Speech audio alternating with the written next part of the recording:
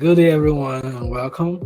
My name is Olatunji Taylor, and you can call me TJ. I'm the founder of Aricares Alliance.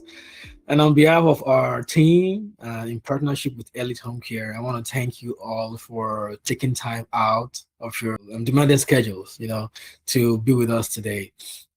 Um, well, whether you're caring for an aging parent, a spouse, or child with special needs, today we are opening up a vital, it's often an unspoken conversation, and it's about caregivers burnout. And of course, we also realize that some are getting into some unhealthy coping habits. We know that caregiving is a profound act of dedication, and it's definitely takes extraordinary toll on one's body and mind. Of course, when exhaustion sets in, it is deeply human to seek fast relief, whether through some alcohol, prescription sedatives, or sleeping aids. But today we are here to discuss how to spot burnout early, how to protect your health, and how to safely address unhealthy coping habits before they become a clinical crisis. And to guide us through this, I'm so happy to welcome Dr. His full name is Dr. Oluwatumininu Oludemu, but generally we call him Dr. Tumi. He's a specialized family medicine physician and addiction medicine specialist. Correct me, Dr. Tumi. Welcome. Thank you very much for having me. And yeah, I appreciate it. I'm excited to have this conversation. All right, thank you so much. So, Dr. Tumi, in the society, people often use the word burnout, and I've been there before, but people use it casually just to describe being tired after a long work week. But medically and I think clinically, and caregiver burnout is something far more complex and severe. Um, would you be able to? I would like that we start with walking through what actually happens physiologically when a caregiver says or hits burnout. So, I mean, burnout, I think by definition is a period or a time or essentially a period when our body is trying to tell us, a signal to us that the stress that we're going through is a little excessive. And of course, it depends on the extent of the stressor, right? So for example, someone who's homeless, they're going through a lot of stress, right? Just trying to find somewhere safe, right, to stay every night. Like in my field, I mean, starting in med school, they always talked about burnout, right? Because you're studying all day, every day, and you only have time to eat and to sleep. And so it gets to a point where your body is like, I can't take any more of this, right? And you start having actually the opposite effect, right? You're not retaining anything, you're not sleeping well, your appetite is poor. And I think part of the stress with that is the fact that we know we're going to be dealing with human beings, right? It's a pretty high calling. And so to your point, caregiver burnout is I think along the same lines, right? As probably what I went through, in the sense that you feel the weight and the gravity of the human that you're taking care of, right? And it's complicated by the fact that sometimes it's a family member, maybe a mom, an aunt, a child, right? And with that, there's a lot of things like regret, right? Things that you wish they would have done, have not done, things that you grew up seeing in them that you always hated about them, but now you're seeing it full-fledged. Like, for example, if you have a mom who's always been stubborn, right? Just always been stubborn. And now here they are, you're fully taking care of them. And the stubbornness continues. You're like, Mom, don't do that. But, they stand their ground. Those kinds of things kind of heighten the sense of burnout, the sense of tiredness, fatigue, right? And specifically, there are several neurotransmitters, just chemicals in our brains that carry out different physiological responses, right? Particularly in times of stress, cortisol is the main neurochemical, a neurotransmitter, sorry. that I guess technically it's a hormone, but essentially it gets released and has impacts in multiple parts of the body, right? So one of the things it does is it puts, well, generally speaking, puts your body in a fight or flight state, right? It causes you to just be ready for action, right? That's just how your brain interprets it. Be ready. And what that means is increasing your blood pressure so you're ready to go, right? Increases your blood sugar so your muscles are not getting fatigued too easily, right? So you're ready to endure, right? Makes you more anxious, awake, have a hard time sleeping, right? So it affects people in a really, difficult way. And if you sort of think of how we've evolved as humans, right? We haven't always had a situation where the roads are paved. You have a car that takes it, right? The times where, way back when all we knew was, well, I need to hunt to eat, right? And if I see a goat, I'm going for the goat. But if I see a lion, I'm running, right? And so our bodies prepared us for that. Like when you see something that's stressful, be alert, high blood pressure, right? High blood glucose, ready to go. And so that's kind of, our body is still sort of stuck in that, right? When we're in a stressful situation, same thing. We have the same effect, except of course it's not a lion this time. It's the fact that we're taking care of another human being. And so we tend to be in that situation, and we try to find things that would make us want to escape that. And I'm sure we're going to talk more about some of those things that we do. Right. Wow, that was a lot. Well, and thank you for that. That was, I never thought that. Well, I'm not a medical doctor, but going through talking about the neurotransmitters and everything that goes up in the brain, I never thought that it's that huge. I've been a caregiver for a while, and I used to think that, well, being burned, when somebody says they're burnt out, or when a caregiver has a burnout, I just feel maybe the person just needs to relax and just get away. I didn't know that there's a lot of chemicals fighting fighting in the body. Wow. Well, now I'm scared. Don't be. But are there stages to this thing, to this burnout? Or, it just happens and the person wants to just escape. Yeah, no, it's phased, right? And usually when we start something new that's different, a lot of times leading up to it, right? We talked about you just kind of mentioned about your wife being pregnant and sort of having a young family, right? You're anticipating, you have this time, 9 months, 10 months to really anticipate this baby coming, and okay, this is going to be a lot, but you're like, okay, well, bring it on. And then it comes and you're like, okay, this is hard, but okay, we can still pull through. But then you start to find things here and there that are kind of difficult to manage and navigate, and before you know it, you're like, man, this is really, really hard, but I got to do it, right? That's one scenario, right? There's other scenarios where someone gets a cold call, right? You get a call from the hospital like, oh, your family member was in a car accident, and all these things happened, and well, now you have to care for them. And it kind of hits you pretty quickly, but the actual burnout part of it is gradual. And for some people, it comes on, it takes, weeks or months, and some people it happens pretty quickly. But we started to see the signs, we started to feel anxious, right? We started to feel scared and worried, right? Before we hit that point of burnout, right? There's signs that your body gives you that, hey, this is kind of a stressful time. And so we just need to pay attention to our body.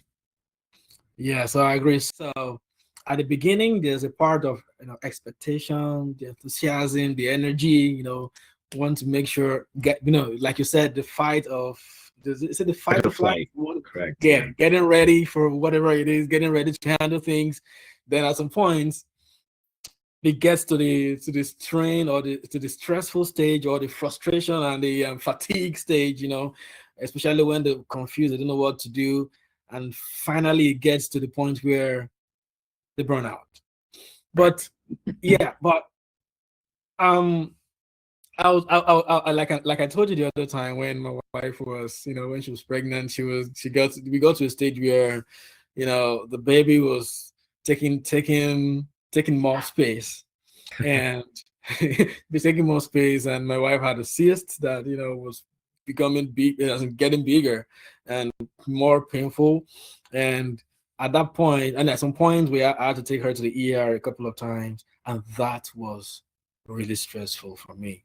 I mean, and sometimes I thought, well, if I was really stressed at that time, what was my wife feeling? But I couldn't do anything. I couldn't do anything other than, I get out of the house after the long day, get out of the house, you know, try to, when you just walk down the street, there was something else I could do. But I noticed that some people could kind of use some other aid, and that's where I'm going. Um, for me, being a Christian, I could pray and cry to God and call my family, pray for me and stuff like that. But in your specialty as an addiction medicine physician, how does caregiver generally transition from simply wanting to unwind to developing an unhealthy dependence or unhealthy habits? Yeah.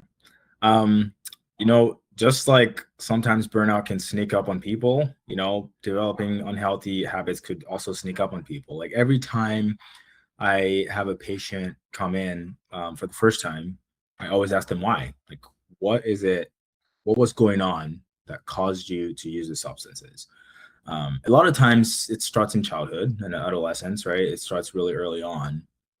But, sometimes patients come and tell you like, this started, a couple years ago. It's like, oh, interesting. What was going on then? Well, someone was sick, my dad was sick, or somebody passed away, and I was left with this financial stress of dealing with your funeral and the dead or whatever it is. And so, it's to them, they feel like they're so stressed that they need to start almost taking away the symptoms that they're feeling of stress, right?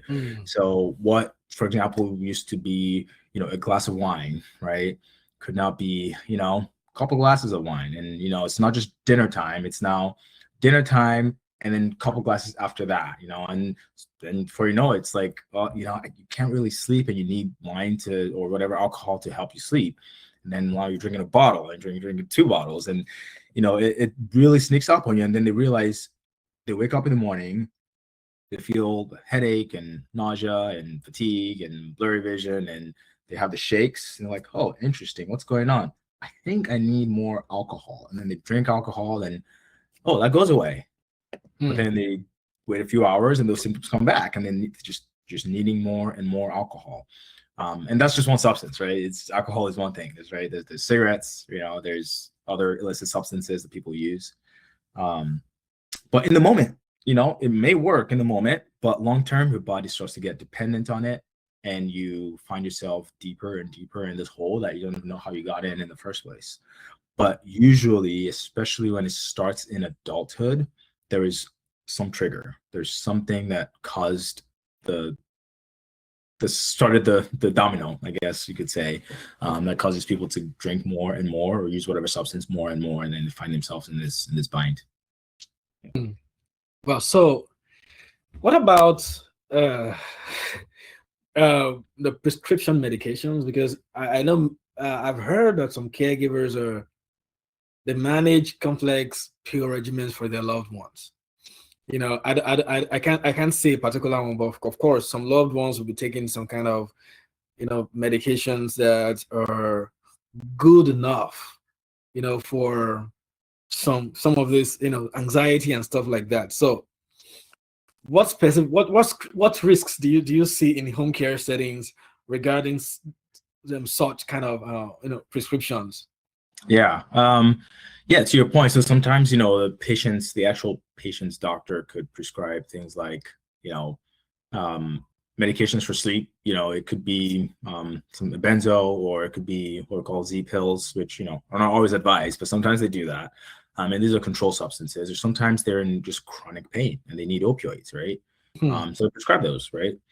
And the caregiver is usually charged with the task of administering those medications because they get really good at it, right? The higher risk caregivers are the ones who have had a history of using those substances, or they have a knowledge of it, right? So, for example, somebody who knows that they're very anxious because the person they're taking care of is has a lot of demands, and they just have a hard time keeping up with those demands. They know that, oh, here's a benzo. My mom, let's say, is prescribed Ativan for as needed anxiety. Well, maybe I should try one of those and see if that helps. And they take it and like, oh, that really helps. And those medications work. They do work, but they do not treat the underlying condition. And that's the challenge, right? And just like alcohol, your tolerance for it goes up and up and up, and you need more and more and more of the dose to reach the same effect. And before you know it, you're like, okay, well, running out of your family members' medications, and you're trying to convince your own doctor to get the medications for you, and you're turning to the streets, and it could get really bad. It could escalate pretty quickly. But yeah, to your point, well, it's something that might start as innocently as a prescription medication. And I know the example I gave of somebody who is essentially using the medication that they weren't supposed to use. But sometimes you could see your own doctor, right? You're like, hey, doctor, I'm going through a lot of stress. There's this and this going on. And the doctor's like, hey, you know what? Let's give you a few medications for anxiety. Let's give you a few Ativan, let's say, which is a benzo. And like, same to you. Like, it works really well. And same thing. You're like, oh, my mom has Ativan.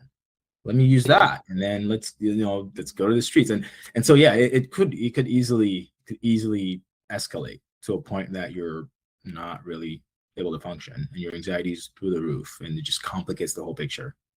Wow.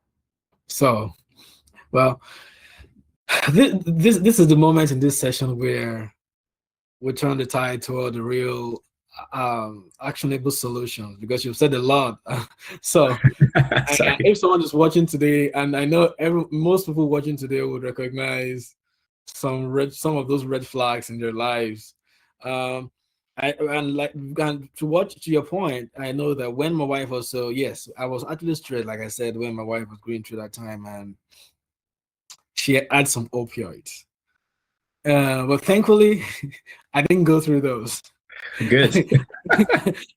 Honestly, if I had my way, I could have done that, but I did not. And thankfully I didn't, because based on what you said, that could actually lead to addiction.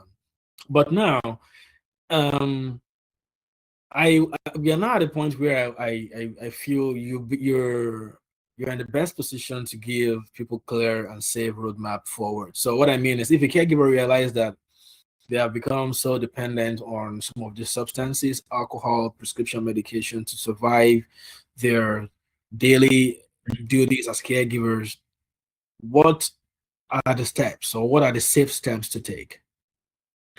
Yeah, so I think you made it. You set it up somewhat easily for me, in the sense that you're stating that maybe this caretaker has the what we call insight, right? They have the insight as to their condition, right? They know, drinking a little too much alcohol, or like I'm dipping into my family member's supply, right? Or I'm turning to the wrong places for this substance to get this temporary relief. That's half the battle, right? If you can get to a point where you're like, this is too much, that is half the battle. But I think leading up to that, right? If in general, it's always a good idea for everyone of us to see our doctors, right? So if we're able to see our doctors often, at least once a year or maybe twice a year, most doctors' offices do several screenings. So they ask a lot of questions, and a lot of it is to screen for things like alcohol use, tobacco use, substance use in general, right?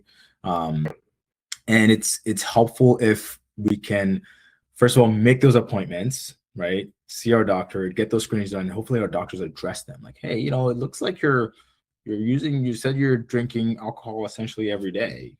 Tell me about that. Like, what are you drinking? What's the quantity? Just sort of getting a little bit more details about it. And if the patient's like, oh, I'm not an alcoholic, what are you talking about? Like, hopefully you can perform something called motivational interviewing to help them realize, like, oh no, I'm starting to get dependent on this, and motivational interviewing is a whole separate thing that's kind of takes a lot of skill and training that I'm still trying to fine tune myself. Essentially getting somebody from being like, what we call pre-contemplative, meaning like I have no problems at all, to going like, you know what, maybe there's something here, right? But the prompt was, what if they're there? They're at that point where they're like, you know what, I realize that this is a little much. I'm doing this, then I should not be doing it. The first thing, of course, is to see your doctor. Like, hey, what options do I have? What can you help me with to help curb the cravings for these substances, pills or alcohol, whatever it is. And hopefully your doctor is able to get down to the bottom of things. Like, why are you reaching for this thing so often? What is this thing doing for you? And that's how I like to phrase it. What does this thing do for you? What is the benefit that you get from it? And sometimes patients say things like, oh, it helps me with my anxiety. Okay. And I'm like, okay, so anxiety seems like it's the problem here. What's making you anxious, right? And they're like, oh, I don't know. And it's usually people will go sort of beat around the bush. It's like, I don't know, like I'm thinking a lot. It's this or it's that. And ultimately, if we're able to get down to the point of helping them realize that it's maybe the stress of taking care of a family member that's ill, that usually is helpful in helping us realize what to do, right? So, for example, if they're like, yeah, I'm stressed because of, my mom it's a lot to take care of her. I'm scared that she's going to pass away soon, let's say. Then we can start the process of, well, let's have you see a therapist. Let's have you see someone who's a professional that you can talk to about these things. And hopefully they can help you with navigating it, right? Because it's a hard thing to do. And so I always refer my patients to see a therapist for one, right? And then secondly, I try to screen and see if they would benefit from medications, right? Because anxiety, depression, those are things that could be developed, right? In such stressful environments. And so it's helpful to see if medications can help with those things. And so therapy, medication, and exercise, right? People don't realize the value of exercise a lot. We think it's just, oh, I'm not, I don't need to lose weight, or I don't need, or my heart is fine, or like my cholesterol is fine. I don't think I need to exercise. Well, studies have shown that exercise plays a huge role in helping with mental health. And we don't necessarily mean that you have to go to the gym and lift a bunch of weight or anything like that. You could go for a walk. Just go for a walk around your neighborhood once a day if you want. And that really helps. It starts to release these natural neurochemicals, right? Endorphins, right? Dopamine. Just sort of release them and help you feel better, right? And in addition to that, right, there's other benefits of exercise. Like I always tell my patients with diabetes, for example, like after a meal, wait about 20 minutes, go on a walk for about 20 minutes. That brings your blood sugar down, for example, right? If you have blood pressure issues, same thing, do that. That'll help with losing weight, helping with your blood pressure. So exercise is huge. And I don't want people to think that they have to get a gym membership. If you're able to walk, it's free, right? And it's easy. So get out there and go for a walk, and you can, gradually improve that to a run or whatever else, especially in these situations where you're caring for someone who's sick, right? Taking a break from them, going on a walk and just sort of resetting, and then come back, and you're in a much better place to take care of them. Right. I agree with you. And also based on my experience as a caregiver, and of course as the founder of Aricares Alliance, I always emphasize the importance of respite care in the so caregiving was never meant to be a solo effort. It is nice because we have a lot of home care agencies. We have some adult daycares. And of course, I'm sure we have families and friends that will be able to come in and just help us. So respite care also, I think, and for dementia, I believe that Medicare is organizing what we call guides. So, and I think Medicare is paying for that. It's just to be able to get out for a few hours to, go for your appointments or go for a trip, go Mhm. for hang out with your friends and just taking fresh air. Just a few hours a week is it's not a big deal. I know people feel guilty that, well, they have loved ones at home, they don't want to leave them, by themselves. They feel so guilty. But I feel that, well, if caregivers are not strong, then those they are caring for are not strong as well. So Exactly. yeah, Absolutely. so Absolutely. yeah, that's what I feel. And yeah, I have a couple of questions here from the listeners. We'll just quickly go through that. I know Oh, you're very busy, but we'll just go it's through that okay. real quick before we let you go. Okay. So this person says that I'm a sole caregiver for my husband who has late stage Parkinson's. I'm so exhausted that I feel completely numb. I don't use alcohol or pills, but I feel like I'm breaking down physically every day.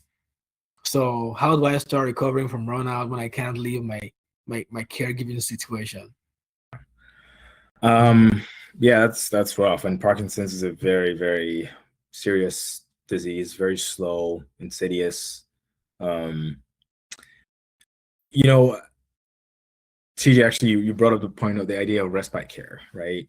This Patricia is somebody who can really benefit from that, right? The idea of taking a break. I mean, goodness, there's a reason why vacations are built into most jobs, right? Um, and caretaking is a full-time job, essentially, right? It's Hmm. just like being a parent. It's a like a single mom or a single dad at home. That's a full-time job. You're not really taking a Right. break from the kid, right? Even Right. when they're sleeping, you're like, okay, maybe I should sleep now, or maybe I should check in on them while they're asleep. You're always on. And so Mhm. taking care of somebody like that, you need some way to decompress. Like, sort of look at your situation. Do you have any family members around, any friends who can watch them for a few hours or even a couple of days, just to give you a breather, a chance for you to go out, leave, go somewhere. Could be down the street. It could be, the next city over, get a hotel, just be in your own thoughts for a little bit. It'll sort of give you a chance to reset, like I mentioned, and also give you a chance to um, almost rediscover yourself again, because sometimes you get lost in what we're doing. We get lost in the identity of that Mhm. person. You're all you Mhm. know is, oh, dad, dad, dad, dad, right? It's really hard to maintain that. You need to find yourself again. And so taking frequent breaks will be very helpful in that. And I think I'm not sure if she already does this, but it'd be helpful if she can just, maybe when her dad's asleep or something, um, hopefully she has some kind of a monitor, depending on his ability to speak and things like that. But she could just go on a walk, just leave the house, Right. circle the block and come back. Dad, I'll be back in 5 minutes or something, and do the same thing. And so those little things kind of give you a little burst of dopamine, a little burst of endorphins, and help the caretaker feel a little bit better, and help them just be in their own thoughts and be themselves again for a little bit before getting back to it. Well, for me, well, I'm currently working on getting, I'm getting the list of, places that people can take their loved ones to. In Southern California, and of course, later I will move into the other parts of the country. And of course, if people don't want to use pills, or I mean, if people really don't want to, religiously use pills or alcohol, um, the physical breakdown is real if they are not getting the right help from those that they trusted or their family members. And I think that also takes me to another question. This will be the last question for this webinar. The person says, my sister, who cares for her mother, has started drinking heavily in the evenings. Mhm. Whenever I try to offer help or ask about it, she gets angry and shuts me out. So the question is, how can family members intervene, you know, without necessarily causing the blow up? Yeah, that's a hard one. And a lot of times it depends on the specific family dynamic, right? And there are ways of helping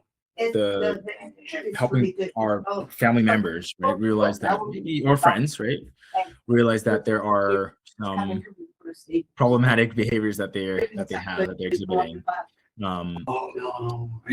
There's I mentioned briefly about the idea of motivational interviewing.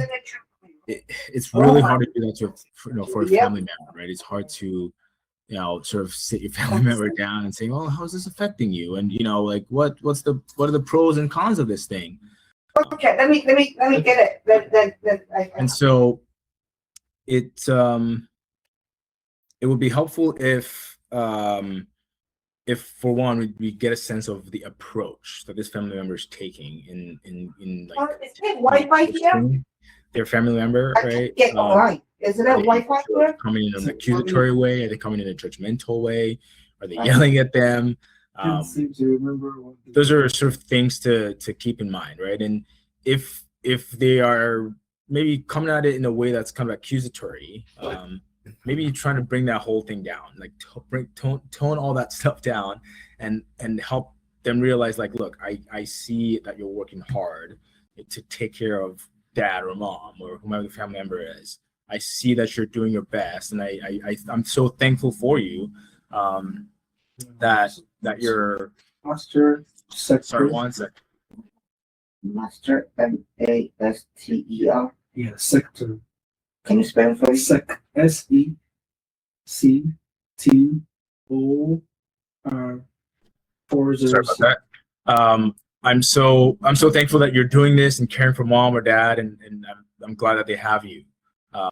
What can I do to alleviate some of the stress that you have? Right, take on some of that responsibility, and say, hey, by the way, while I'm taking care of mom, I want you to consider the fact that maybe this is an opportunity for you to work on the fact that you're drinking so much alcohol or whatever it is. But just really the approach is key, right? Nobody wants to feel judged. Nobody wants to feel accused. Nobody wants to feel like they're less than, especially if they're doing such a monumental task as caring for a loved one. So. Yeah, I totally agree with you. I know, and I will discuss it with you some times ago. A caregiver, a primary caregiver was asking me. She said, "I get angry. I get easily angry nowadays." And she was wondering if that was normal. And when I considered the situation, I said, "Well, I hope I'm not wrong. I hope I wasn't wrong." I told her, well, I think being angry is normal because you're dealing with definitely a stress response. Yeah, dealing with too many situations at the same time. Your husband is sick. You don't have kids close by to help you. You don't have time to hang out with your friends. The things you used to do, you could not do them anymore, and you're slowly saying goodbye to the man that you've been together for a long time. Absolutely. There's a lot going on. Yeah. Yeah. So I said that is enough to get you really mad. Yeah. So, well, and thank you so much, Doctor. I know this is a major discussion, and I hope that caregivers will try as much as possible to seek that help, not through the one head. I would say not through the bad means, not through. I'm not a judge. I don't want to judge, people taking alcohol, taking some medications, but I just feel that there are better ways, there are better supports that people can get, when they're burning out, because burnout is actually real. Yeah, kind of to echo what you just said, burnout is very real, and just in addition to everything else that we've talked about, I think we should try our best to not neglect or forget each other, right? You can get so much, so a lot of a cathartic experience, or sometimes venting, right? You can do that with somebody that's a friend, a neighbor, right? Let's not forget to continue our relationships. Let's make sure we don't isolate, right? That's how we get in trouble. We isolate ourselves in a little bubble with our person that we're caring for, and we just forget the world. And that's not how we are as humans, right? So we need to remember to keep those relationships as much as we possibly can. Right, I agree with you. And to our entire caregiving community, remember, like as a follow-up to what doctor said, you cannot pour from an empty cup. Self-care is not selfish. You just have to. It's self-care is necessary for survival. Let me put it that way. So, if you need some guides, caregiver resources, access to some support networks, please let us know. Just go to aricaresalliance.com. And of course, if you need professional help, do not hesitate to reach out to your doctor. I'm sure they will be able to, refer you to some professionals. Thank you so much for your extraordinary work. I mean, the ones you do, starting from the medical doctors to the nurses, the PTs, the RTs, caregivers. Please stay safe, prioritize your health, and we look forward to seeing you at our next monthly webinar. Thank you so much, doctor. Thank you. Bye-bye. Have a great day. Bye.